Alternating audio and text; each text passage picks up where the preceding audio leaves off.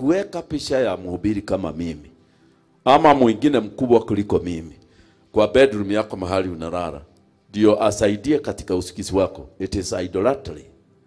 Kulala na Bible hapa chini ya pillow is idolatry. You are supposed to believe God without seeing. Kama shaitani atakuja utamwambia in the name of Jesus I command you to depart. At the end you don't need to have anything. Amen. Habari ya kuamka usiku unatupa chumvi hapo around na vitu vingine fani is idolatry. Okay, watoto wadogo wale wameokoka juzi wanaweza ku practice idolatry. Especially kwanza nikiwapaka mafuta kwa mikono, wana preserve hiyo mafuta, wanaenda wanaiweka kwa hadi kashifu.